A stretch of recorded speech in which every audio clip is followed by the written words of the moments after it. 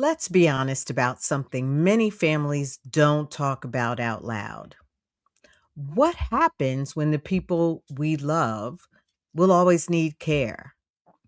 For many families, there are parents quietly asking themselves questions like, who will care for my child when I'm gone? Who will care for my aging parents if something happens to me? What do I plan for long term support without feeling overwhelmed? And perhaps the hardest question of all is, what conversations have I been avoiding? Today, the conversation is about love, leadership, and planning. Because love isn't just emotional, love requires planning. You found the Midlife Revolution Unleashed, the space to embrace your wisdom, reignite your passions, and move boldly into what's next. I am Coach Wayne, the VIP coach. And I'm Coach Stacy M. Lewis. We're here with insights, stories, and strategies to fuel your midlife journey. So take a breath, lean in. Your revolution starts now. Yep, we're here again. Good afternoon, good morning, good night, good wherever you are, whatever time it is. This is Midlife Revolution Unleashed, your weekly dose of helping men and women of color navigate midlife. Stacy, good afternoon. How are you? Wayne, I am doing well, and I too want to welcome our listeners and viewers to Midlife Revolution Unleashed. I'm Coach Stacy. I'm a nonprofit executive, a midlife women's coach, a lover of God and his people, and Wayne's co host. Wayne, introduce yourself to the people. Yep, I'm Wayne Dawson, the VIP coach. I help men of color navigate midlife so that their second half can be their best half. Stacy, today we're talking about something really personal that hits Yeah. home to many folks, and that is long-term care and for the elderly and caring with folks that may have special needs. This really rings. Last time we talked about the sandwich method, and we Mm, talked about it because we were saying that, at midlife, you have children, whether they're adult children or younger children, that you're feeling still responsible for. And then you have those above you, the generation above you, the elderly or those that are seniors that you're also feeling responsible for. And you feel a little stretched. We want to get a little bit more into it today and talk about how and what it requires to care for the elderly and those with special needs. Yeah, Wayne, it really is not only a personal, but I believe a timely conversation. Um, we don't talk enough about folks in our generation that have special needs children that, are likely adult children, but they have special needs. So they may need care for their entire life. Think also just because of some personal things I'm experiencing, thinking about, when you're in a partner relationship, or even it could be your siblings, when there's illness in the family that requires extra caregiving of adults that may be in your generation. And then, as you referred to earlier, this being the sandwich generation, you could have those parents that or those grandparents, or those, aunts, the godmothers, whatever they may be, that you are also responsible for taking care of. And all of that um, creates weight that we Yeah. need to carry. And I think really talking about it is one way to help lighten the load a little bit. Yeah. And unfortunately, oftentimes in communities of color, this business of caring, long-term care and caring for folks with special need, including mental health, Mm. is not spoken about. Uh, in Jamaica, many years ago when I was in Jamaica, I know that it was not uncommon to find families, may have changed, that had special need kids, for example, that you never met, you never saw on the street. They were always like in the back room when guests came, when folk came, or they would sometimes send them to the country, to be raised. So there was this stigma around Yeah. that, Yeah. and not a good look. Yeah, I'm glad that we're seeing less of the stigma now. I too, growing up in New Jersey, had a neighbor and they had a special needs child, and you never saw the child.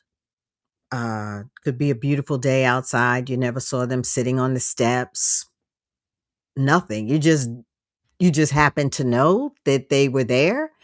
Um, and I think that I've seen a shift. I know a couple of people that have special needs children. You bringing in the nuance of mental health, right? We often think about special needs um, folks as those maybe that are born with a disability, diagnosed with a rare disease, that type of thing. But in the age of acknowledging and amplifying the profile of the reality of mental health needs, right? You could be caregiving for a child or a parent Yeah, that has some mental health needs that require ongoing care.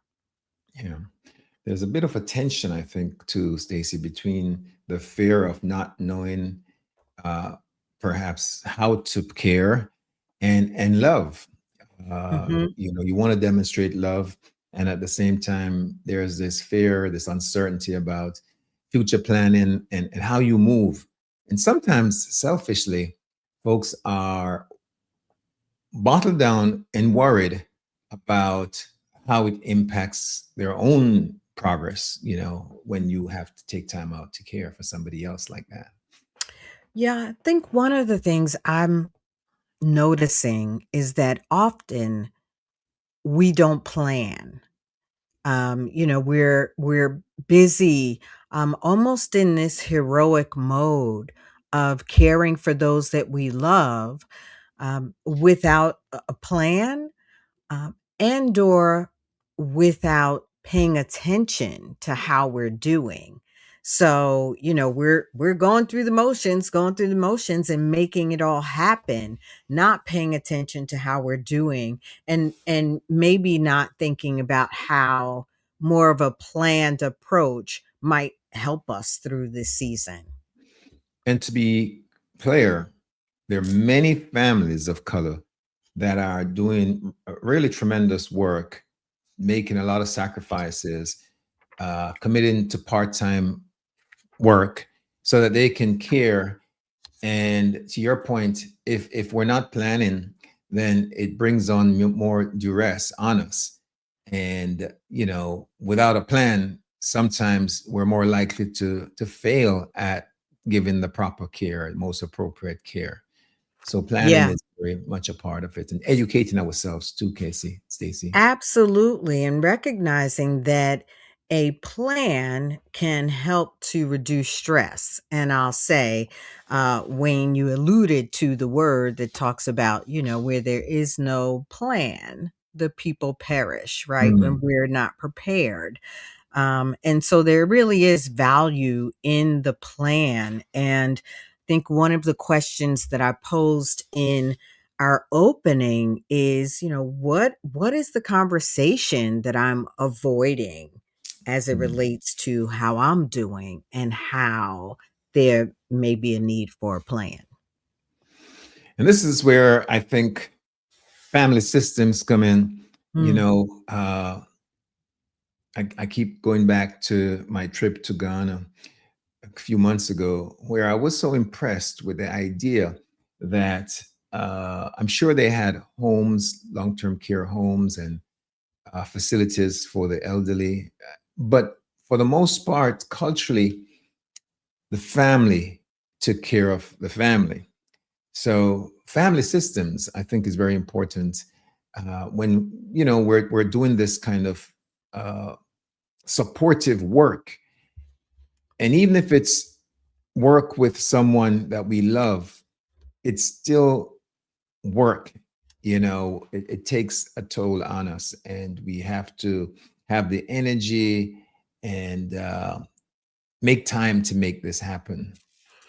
Yeah, I think one of the interesting things, Wayne, thinking about, your experience in Ghana, um, in this country, in the United States, where both you and I are, we don't do societally a good job of training, of educating, of supporting people to take care of their families outside of, the 8 weeks, 12 weeks that someone might have for maternity or paternity leave.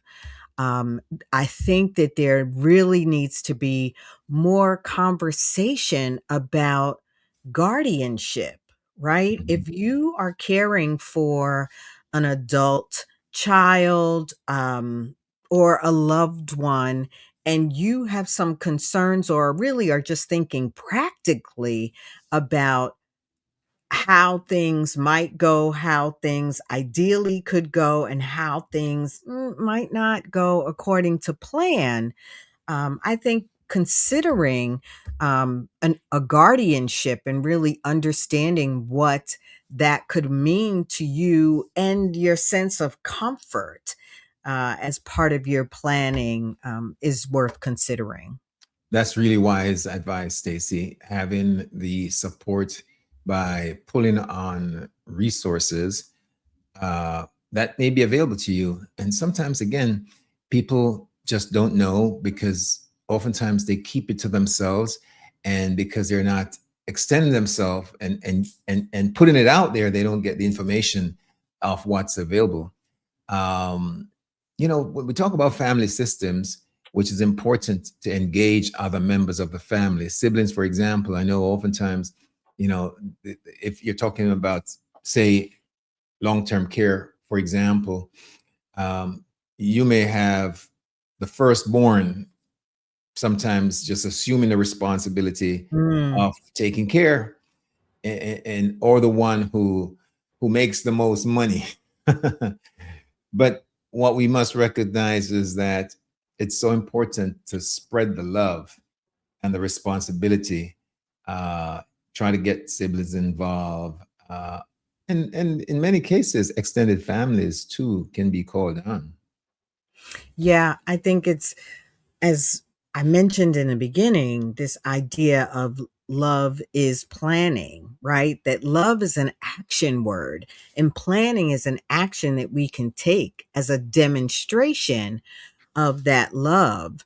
And, some of our listeners are only children, right? And so it falls on them. They don't have necessarily that sibling support that others may have. And I think in that case, planning is even more crucial to your mental health and your physical health, really thinking about the financial supports that might be needed. Um, if something happens to me and my adult child with special needs or my elder parent or elder person is living with me, if something happens to me, what are the housing options that we have to really explore? What's going to happen to this person that is relying on me if something happens to me? And I think that that's one of the conversations that we avoid having in these situations. Yeah. Again, another home run, Stacy, that mentioned, because when we talk about planning long-term care, planning for folks that may be dealing with some sort of a incapacity or disability, Mhm. um, we have to also plan for ourselves, to your point, for continuous care or legacy care, so to speak. Um, we don't know. There's no certainty about what will happen to us in terms of our health and ability to care for that person or those persons.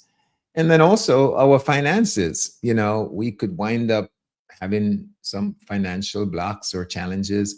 And then what happens if there's nothing set up for continual and continuous care? What happens if we're out of the game?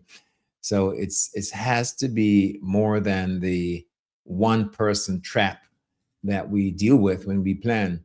And I think too, if we start reframing what it means in Mm, terms of the responsibility, to see it more than just that, but also leadership.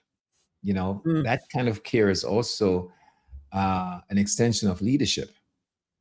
Yeah, I love that idea, because it is employing or engaging our leadership skills, even in this very personal and intimate setting. One thing we would likely do if we were coaching someone, or if we're talking to a good friend that's in this situation, we would inquire, what are some of the support networks that you might have access to? What are some of the community resources that could be available? Your mention of the financial stress is so very real. Yeah, Um, and thinking about how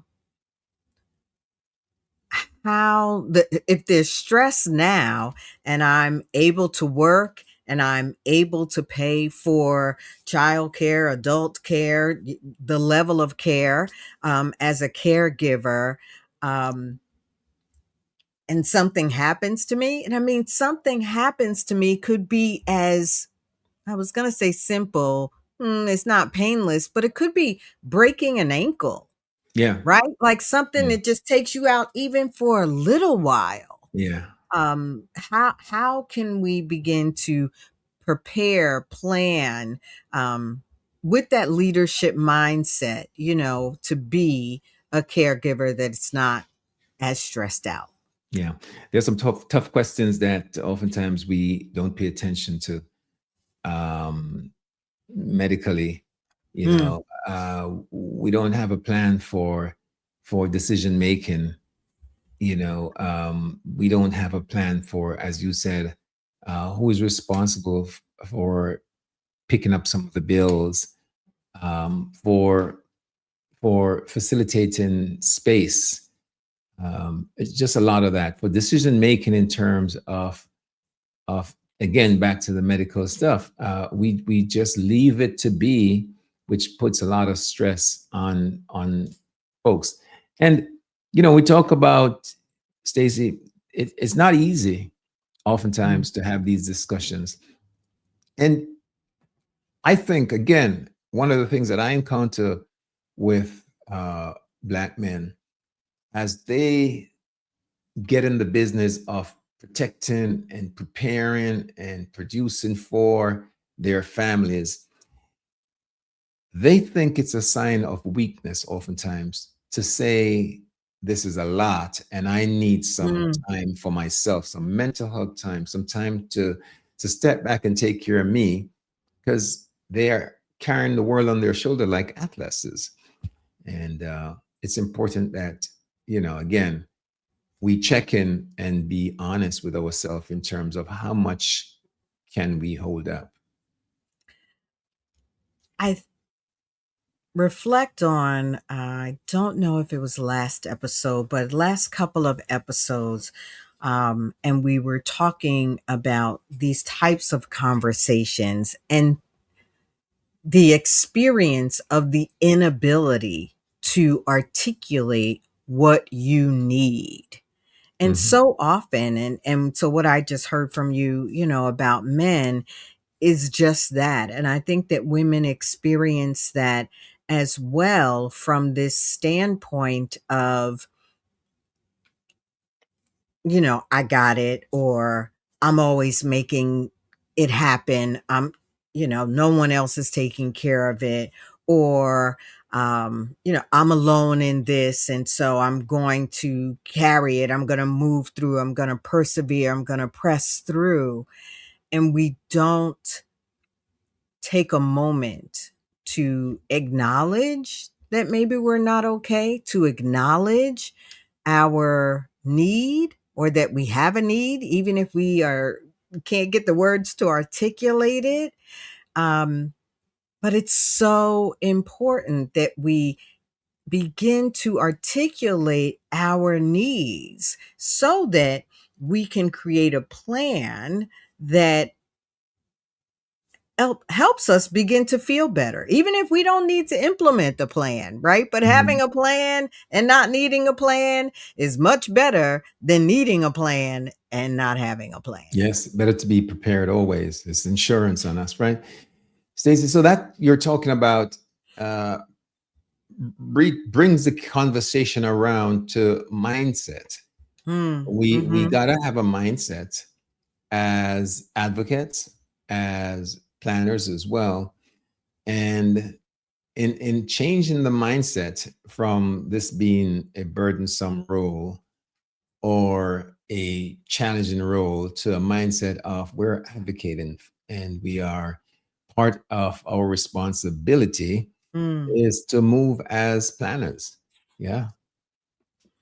Yeah, you're absolutely right. I think we, Wayne, are in a position, not just because of our coaching education and experience and all of that, but as midlife people, right, who have been in situations and served as caregivers to offer some practical planning ideas. So Yes. let's give our listener maybe a little bit of a starter checklist to begin to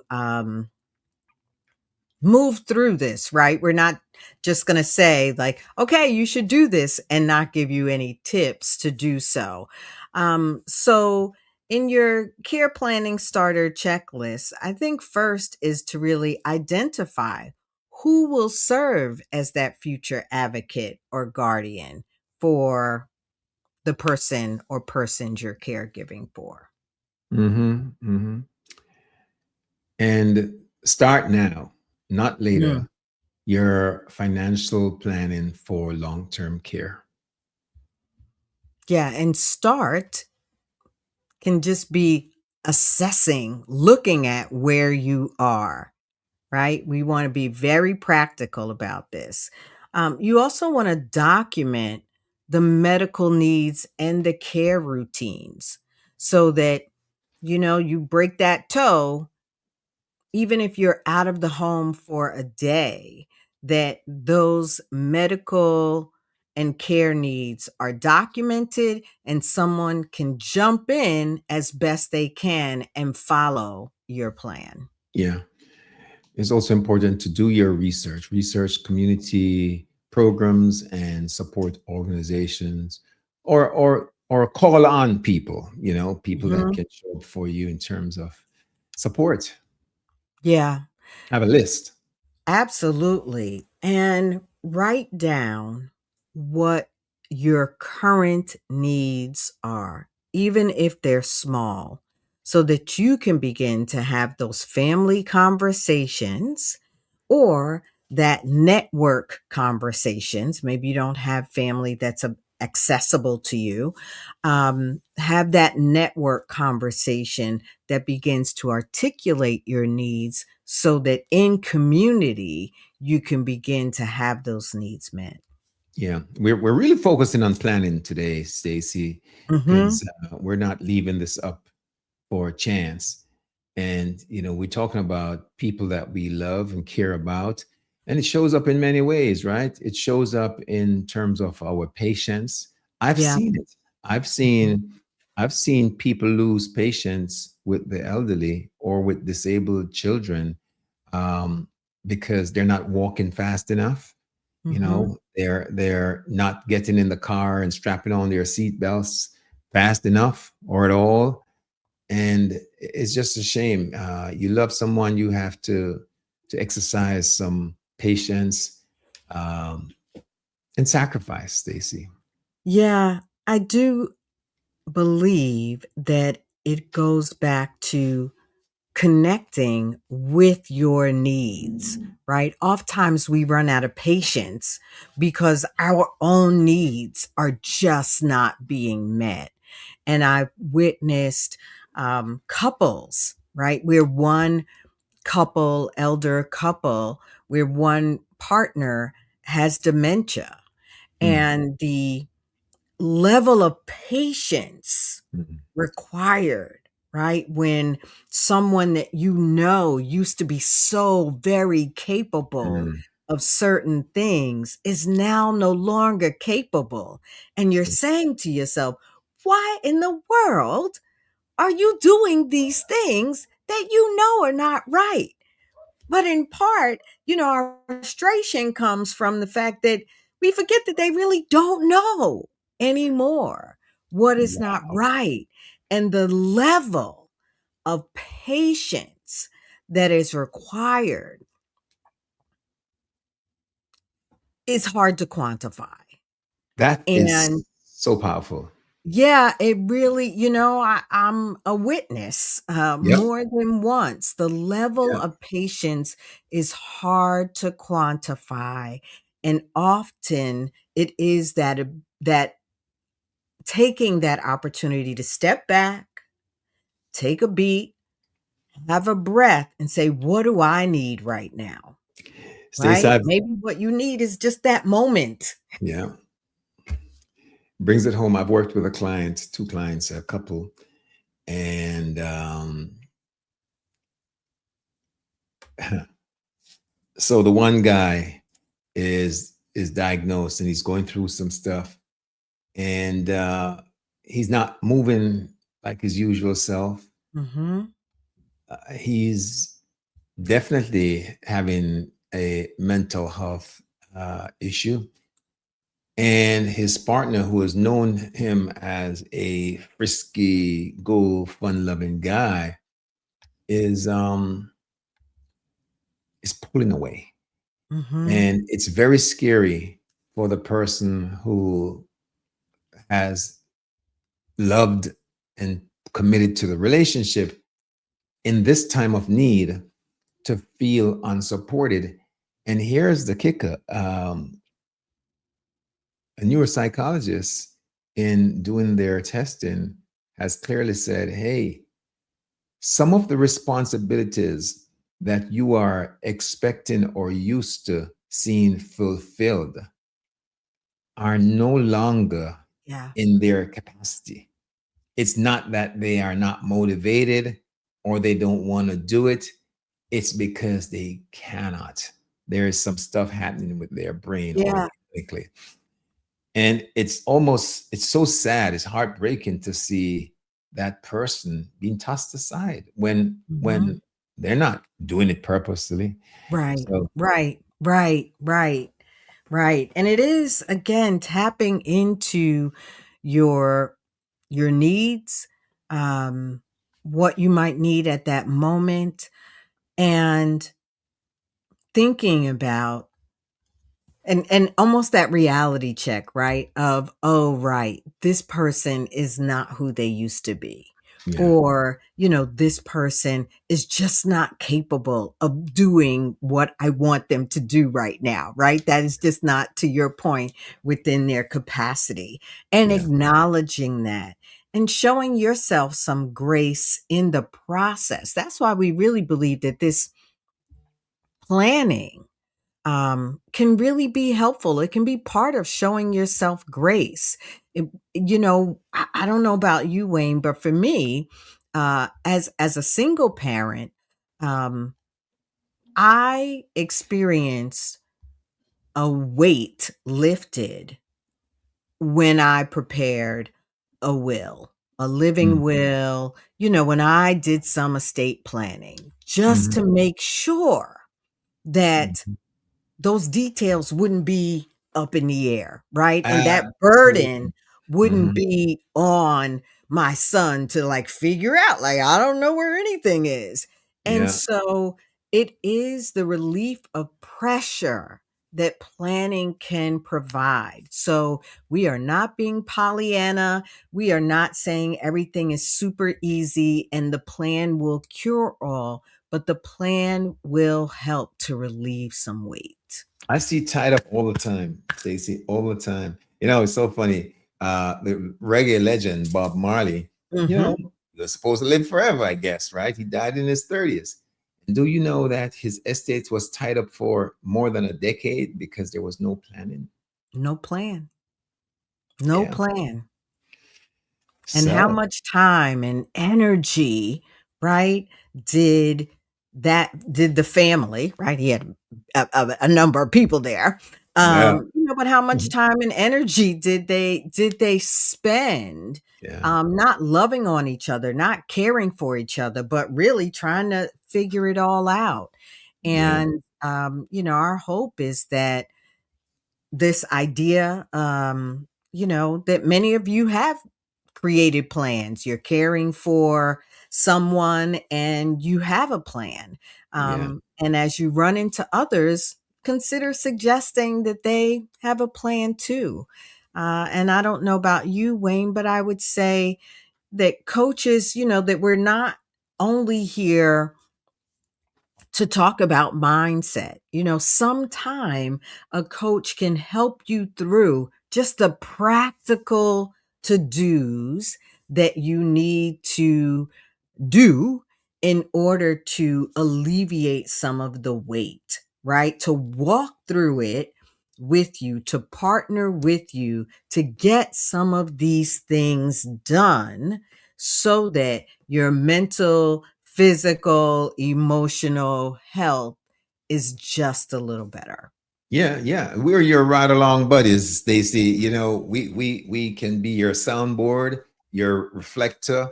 Because again, what we don't do is tell you what you ought to do. We guide you and allow you to figure it out with our support.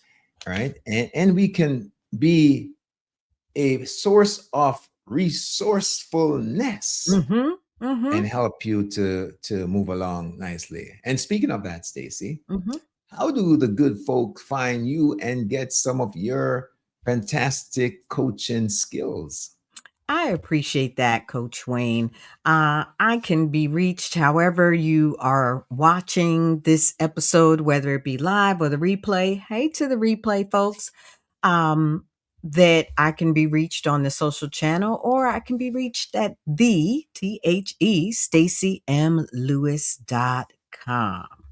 That's me. How about you, Coach Wayne? Stacey, I'm going to be transparent just before we go and say that I've been in Facebook jail for this month and I violated I violated some rule.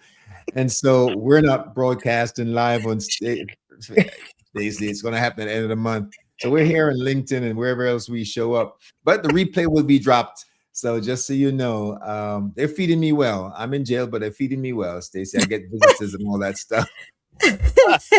Well, I will say that if you're catching this as through one of your favorite podcast players, please know that our contact information is always in the show notes. We are here to be a resource. What would you say is your final reflection here, Coach Wayne? I think, it's so important. And a lot of times at midlife, people come to us because of the wisdom, the fact that you have lived through and you're not necessarily still kind of figuring out life. And because you're at that place, either you take on the responsibility or it's assigned to you to Mm, start taking care of folk, especially as we said before, those with special needs or those that need long-term care.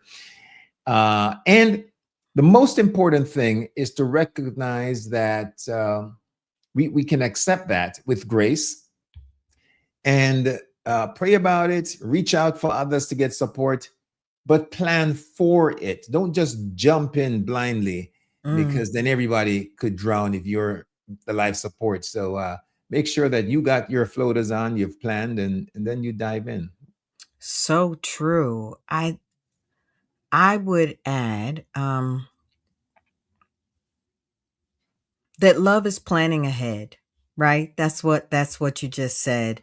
And consider if this is not the episode for you, think about who you know that could use your support. Consider sharing this episode with them and encourage them along the way. Help them with some of these planning questions.